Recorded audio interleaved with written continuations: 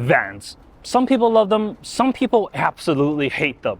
My name is Jimmy, and this is the 2023 Chrysler Pacifica Limited with the all-wheel drive NS Appearance Package. And what does that all mean? Well, it's the most practical family hauler with all-wheel drive, which makes it kind of the anti-SUV because it can seat 8, it has all-wheel drive, and it has all the blacked out pieces a lot of people love these days. So let me tell you everything you need to know, starting with the looks. The Pacifica isn't new, but it still looks pretty good in today's standard. You got the different front end from when it initially launched, because the initial launch one is now called the Caravan here in Canada or the Voyager in the US. But this with the LED headlamps, the blacked out grille, and the trim pieces, I think it looks pretty good. Off to the side, we got these 20-inch blacked out alloy wheels. This is part of the S Appearance Package. I love the look of those, along with the blacked out mirror caps, as well as the blacked out window surrounds. That, in contrast with this gray paint, I love the look of this. This is, well, not menacing, because it's a van. It's not menacing at all, but it's a very nice contrast. I mean, there's no getting around that it is a van. You do have sliding doors on the back here, but to get access to those doors, not only can you use the key fob, the button that's on here, but you can also kick underneath, because a swift motion like that will open up the rear doors, allowing you to have full access to whatever you need inside. I love that feature.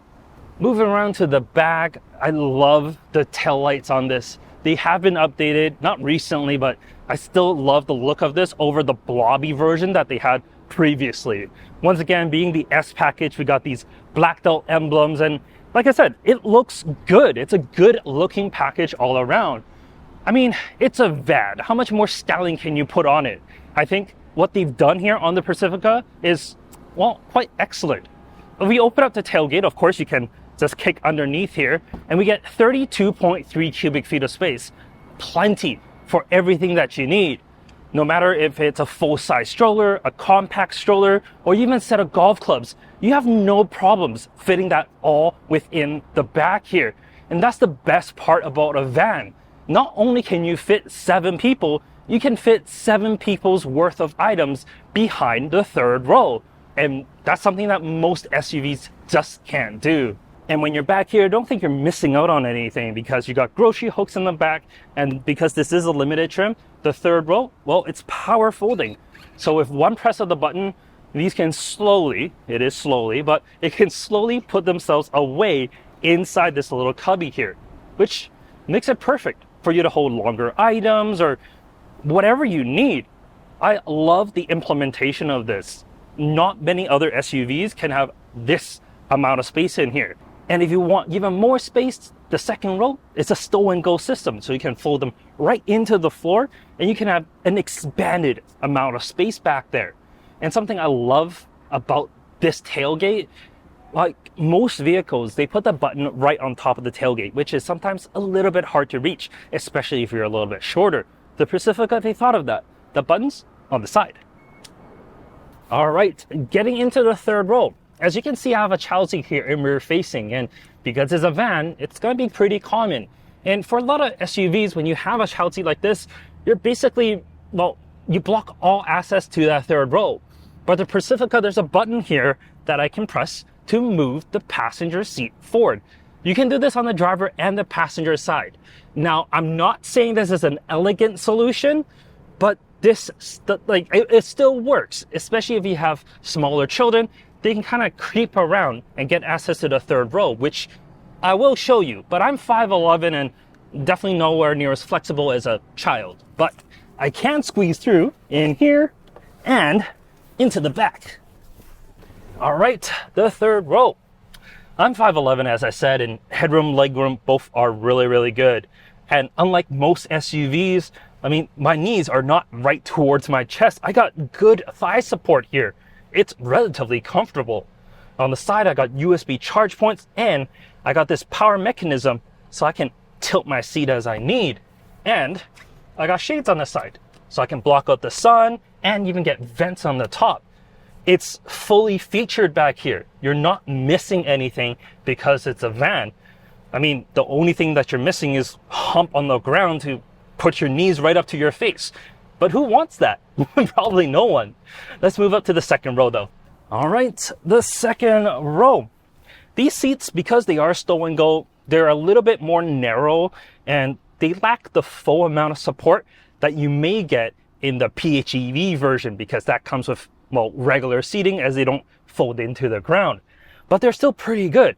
I got an armrest on both sides. I have heated seats here. I got shades right on the side, controls for all my HVAC with roof vents, and this does have the multimedia system, which means I can play my game. I have all of that in front of me here.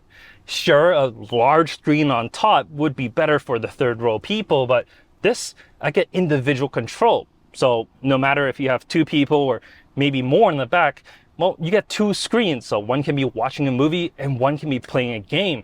It just gives a little bit more flexibility and allows this big panoramic sunroof on top for plenty of light into the cabin. I do like that implementation. And I mean, it's a van after all. You're most likely going to be carrying kiddos in here. And if you are, well, I am a child passenger safety technician and I was certified to put these seats within the vehicle. As you can see, I have the base for the Ling installed on the driver's side, and I got the Flow in its rearward facing position on the passenger side here. I also have two FUMs in the third row, one forward facing and one rearward facing.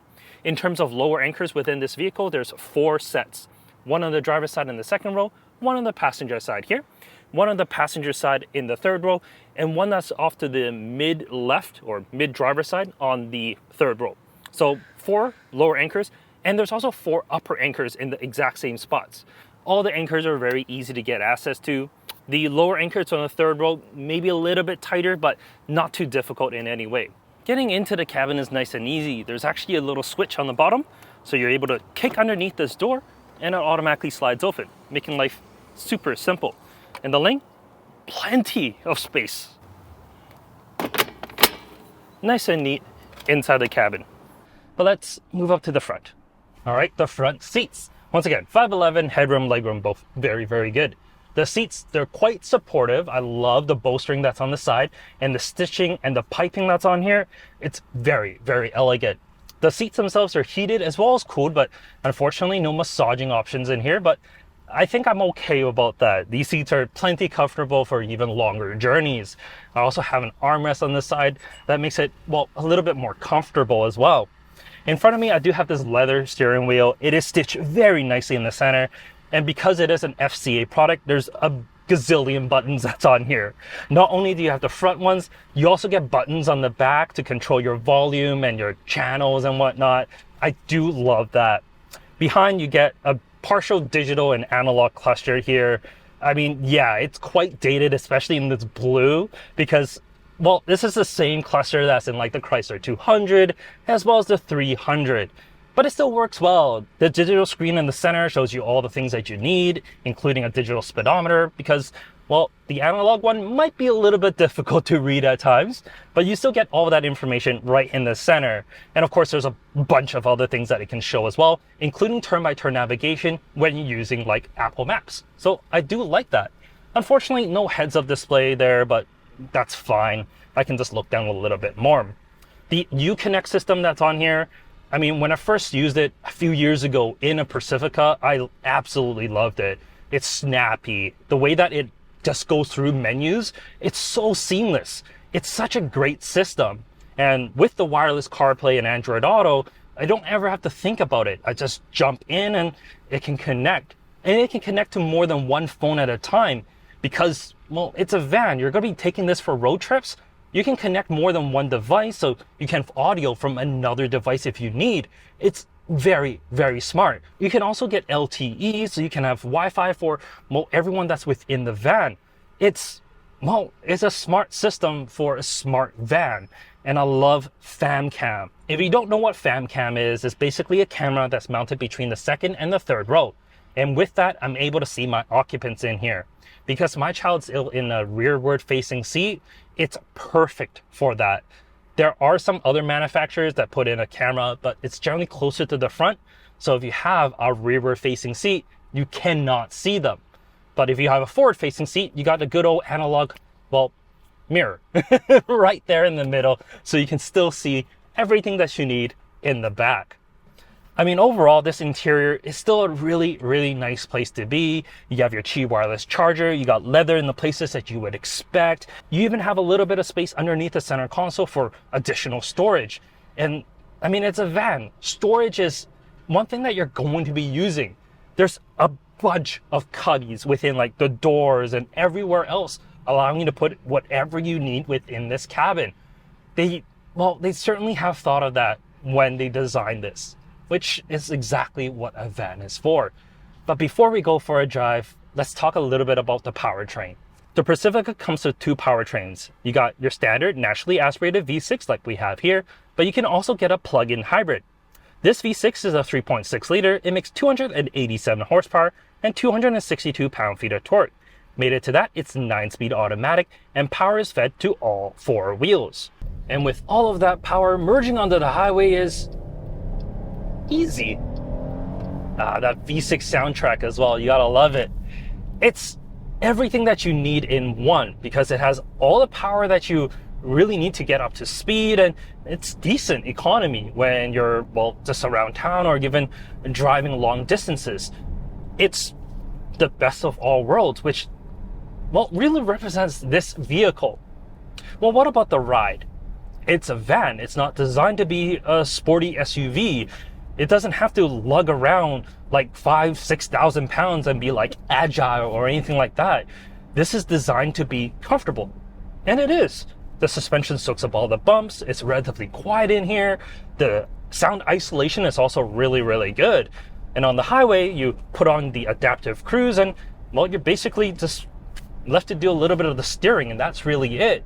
Because this doesn't have the lane centering, it does have lane departure warning. It kind of bounces you within the lane a little bit. So it's not the best there. There are some better implementations in some other vehicles, but you know what? I'll take what I can get. In this, it's just a very quiet, comfortable experience that most SUVs can't really compete with. And even when it's loaded, I had 5 people within this vehicle and a whole bunch of other stuff, because I went to a wedding and we're doing a wedding photography and videography. So I had all of the luggage and everything in here. And with all of our stuff, still wasn't a problem. Getting onto a highway, passing people on the highway itself, it did it with absolute ease. And every single one of us was comfortable. And actually, an editor could have just plugged in their computer to the screens here and would be able to edit their video right here within the van. That actually would have been pretty cool, but we didn't do that. I mean, overall, the Pacifica is exactly what you expect. It's a very well-rounded van. No, it's not an SUV. No, it's not designed to be some kind of sporty thing that does a whole bunch of other stuff. It's not that type of vehicle. What it is it's a very well-rounded van. It does all the things vans need to do very, very well. Getting 7 people from and to a destination with comfort and all of their luggage. What's not to love? Okay, maybe the price point. As equipped here is about 70,000 Canadian dollars. Yeah, that's a little bit. However, because it is a van, and a van is nowhere near as popular as an SUV is, there's dealer discounts. I actually called up a dealer that's local to me here, and without really getting into it, they were able to give me $5,000 off with really no questions asked. So if you play hardball a little bit, you can get this for under MSRP, unlike most SUVs. It's perfect. It really is. I love the Pacifica. I really, really do. It's such a good vehicle. And if I was to choose between all the vans that's out there, this would be my choice. In any case, let me know what your thoughts are on the Pacifica in the comment section down below.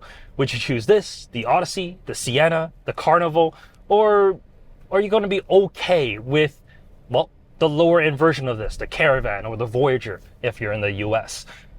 Comment in the below, and I'll talk to you next time. Take care.